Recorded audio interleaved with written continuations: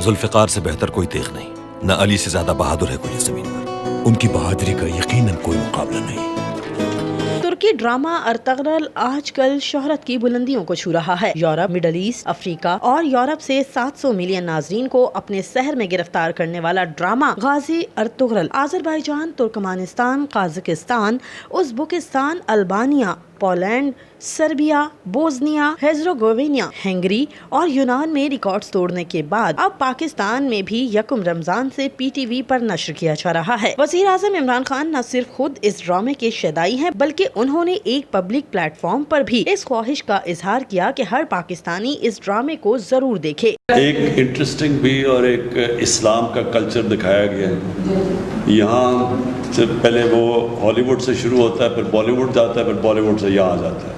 ایک third hand culture promote ہو رہا ہے۔ میں اس لیے چاہتا ہوں کہ کوئی پتہ تو چلے ہمارے بچوں کو، نوجوانوں کو کہ فرق کیا ہمارے میں، کہ ہمارا بھی ایک کلچر ہے، اس میں بھی رومانس ہے، اس میں بھی تاریخ کا حصہ ہے، لیکن اس کے اندر اپنی اسلام کے ویلیوز دکھائے گئے ہیں۔ یہ وہ ڈرامہ ہے جس نے ترکی کو ان 5 ممالک کی صف میں لا کھڑا کیا جن سے امریکہ، برطانیہ، جرمنی اور فرانس جیسے ملک بھی سیریل امپورٹ کر کے اپنے ہاں چلاتے ہیں۔ ارطغرل غازی نے جہاں ترکی کے زر مبادلہ میں بے پناہ اضافہ کیا ہے، وہیں اس ڈرامے نے امت مسلمہ کے خوابیدہ نوجوانوں کے سینوں میں عظمت گمگشتہ کو تلاشنے کا جذبہ بھی بیدار کیا۔ اسلامی دنیا کی عوام اس ڈرامے کو طیب اردگان کی طرف سے امت مسلمہ کو جگانے کی کوشش کے طور پر دیکھ کر اس کا خیر مقدم کر رہی ہے۔ وہیں مغربی دنیا یہ کہہ رہی ہے کہ یہ ڈرامہ مسلم نوجوانوں میں شدت پسندی کو فروغ دے گا۔ دراصل مغربی دنیا کو اس بات کا غم ہے کہ وہ مسلم نوجوان جو عرصہ دراز سے اسپائڈر مین، بیٹ مین، آنٹ مین، ایکس مین، ٹارزن اور سپر مین جیسے جھوٹے کرداروں کے سحر میں گرفتار تھا، وہ نوجوان یکایک غازی ارطغرل کے سحر میں گرفتار ہو گیا ہے۔ مغرب کو مسئلہ اس بات سے ہے کہ ان کا برسوں سے بنایا گیا بیانیہ اس ڈرامے نے ہفتوں میں تحلیل کر دیا ہے۔ اس ڈرامے نے مسلم دنیا پر بالخصوص یہ واضح کر دیا ہے کہ مرد داڑھی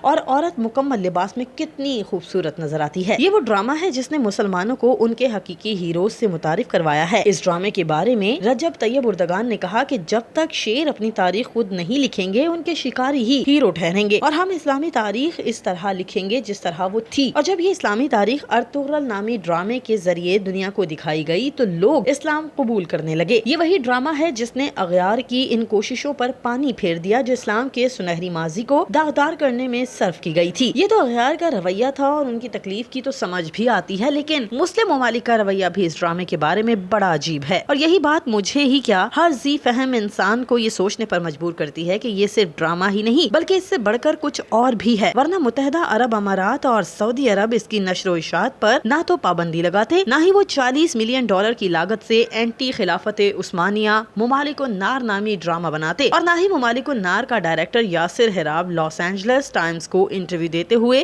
خلافت عثمانیہ کو مجرم کہتا۔ اگر غازی ارطغرل محض ڈرامہ ہی ہوتا تو مصر کی حکومت اپنی سرکاری فتویٰ کمیٹی سے اس ڈرامے پر پابندی کا فتویٰ کیوں جاری کراتی اور یہ کہتی کہ یہ ڈرامہ طیب اردگان کے خلافت عثمانیہ کا احیاء اور نشاط ثانیہ کے منصوبے کا حصہ ہے۔ یہ تو ان کی باتیں ہیں، لیکن حقیقت یہ ہے کہ اس ڈرامے نے وہاں کے نوجوانوں کے سینوں میں وہ تلاطم بپا کیا ہے جو کسی بھی طوفان کا پیش خیمہ ثابت ہو سکتا ہے۔ یہ باتیں کرتے وقت وہ یہ بھول جاتے ہیں کہ سلطنت عثمانیہ کے خلاف عربوں نے بغاوت کی تو نہ صرف انہیں برطانیہ کی مکمل حمایت حاصل تھی بلکہ عرب مزاحمت کا پرچم بھی ایک برطانوی سفارتکار مارک اسکائز نے تیار کیا تھا۔ مصر میں عوام اس ڈرامے سے اس قدر متاثر ہوئے کہ ایک منچلے نے وہاں کے شمالی شہر موسیٰ المتروک میں ارطغرل کے نام پر ایک ہوٹل کھڑا کر دیا۔ نہ جانے وہاں کے ڈکٹیٹرز کو اس ہوٹل سے کیا خطرہ ٹھہرا ہوگا کہ بزور بازو اس کا نام تبدیل کروا دیا گیا۔ بقول شخص سے کچھ طاقتیں 2023 میں معاہدہ لوزان کے ختم ہونے سے خوفزدہ ہیں، اور وہ اس بات سے خوفزدہ ہیں کہ کہیں غازی ارطغرل طیب اردگان کی شکل میں دوبارہ اسلامی دنیا کا پرچم بلندیوں پر نہ لہرا دے۔ بہرحال تمام تر کوششوں کے باوجود یہ ڈرامہ اب بھی ان ممالک میں مقبولیت کی بلندیوں کو چھو رہا ہے۔ اس ڈرامے نے دنیا کے 140 ممالک سے نہ صرف ناظرین کی توجہ حاصل کی بلکہ وہاں ڈراموں کی دنیا کے بیتاج بادشاہ بھی قرار پایا۔ آج کل دنیا میں سرمایہ ہی سب کچھ ہے اور محض دولت کمانے کی خاطر کوئی بھی ملک نہ صرف فلم بیچنے بلکہ خرید کر مقامی زبان میں ڈبنگ کر کے اسے اپنے سینما کی زینت بنانے میں بھی کوئی ہچکچاہٹ محسوس نہیں کرتا۔ ایسی دنیا میں ارطغرل ہی وہ واحد ڈرامہ ہے جسے دنیا کے کم و بیش 60 ممالک میں ڈب کر کے دکھایا گیا ہے۔ اس ڈرامے میں کام کرنے والے اداکاروں کا پروفائل دیکھیں تو ان میں کوئی بھی ترکی کے ٹاپ 10 میں بھی شمار نہیں ہوتا تھا، لیکن آج وہ نہ صرف پوری دنیا میں مشہور ہیں بلکہ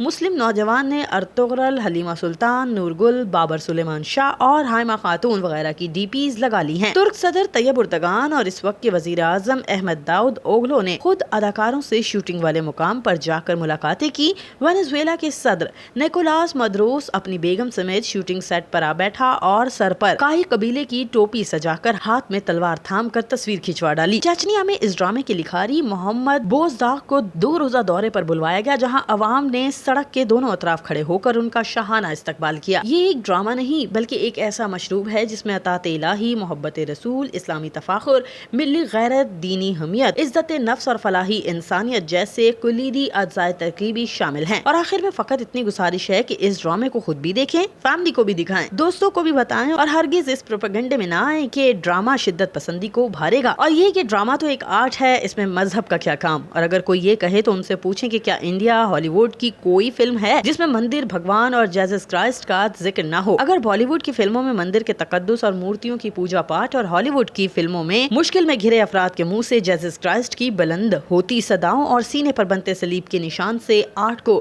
کوئی نقصان نہیں پہنچتا، تو نبی کریم صلی اللہ علیہ وآلہ وسلم کا نام سن کر ترکوں کا تعظیماً اپنے ہاتھ سینے پر رکھ کر ادب سے جھک جانا آرٹ کو کیسے نقصان پہنچا سکتا ہے؟ عادیہ ناز، CNN نیوز، کراچی۔